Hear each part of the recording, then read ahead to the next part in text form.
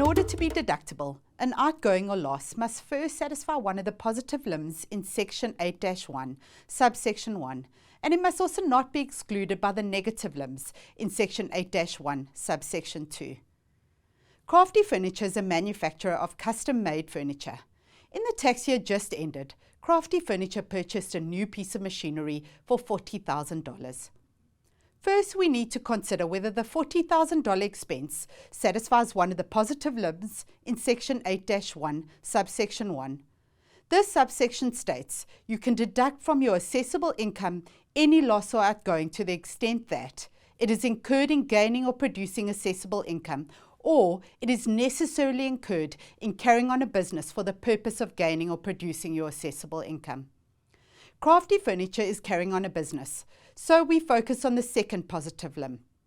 The expense is incurred and therefore potentially deductible, as soon as Crafty Furniture has a legal liability to pay for the machinery. This may be when the machinery has been delivered, even if payment is still outstanding. The purchase of the machinery is connected with the business, as the machinery will be used to manufacture trading stock.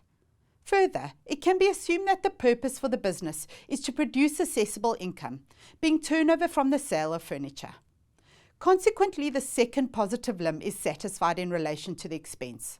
However, we must also consider the negative limbs in Section 8-1, subsection 2.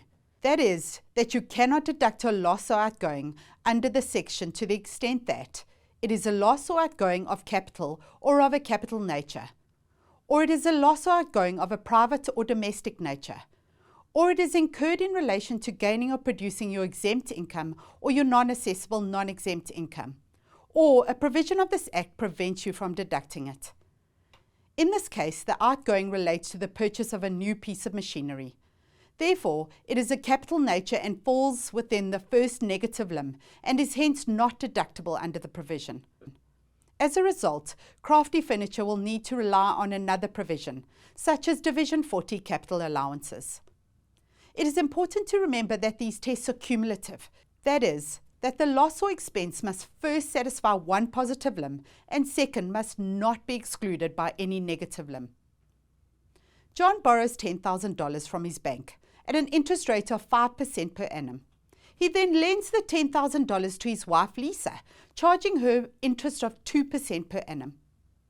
As John is not carrying on a business, the expense needs to satisfy the first positive limb of Section 8-1 in order to be deductible. John's interest expense of $500 per annum appears to satisfy the first positive limb, as he derives assessable income from the arrangement, being the 2% interest or $200 paid to him by Lisa. However, the expense is only deductible to the extent that it is incurred in gaining or producing assessable income. As John is borrowing at 5%, but on lending at only 2% interest, there may be another purpose behind the expenditure, such as supporting his wife or reducing his own taxable income. In this situation, apportionment of the interest expense is required, and it is likely that John will only be able to claim deduction for half his interest expense. Note that, even if John's deduction hadn't been limited by the first positive limb, the second negative limb would have denied a deduction to the extent that the interest expense was deemed to be private or domestic in nature.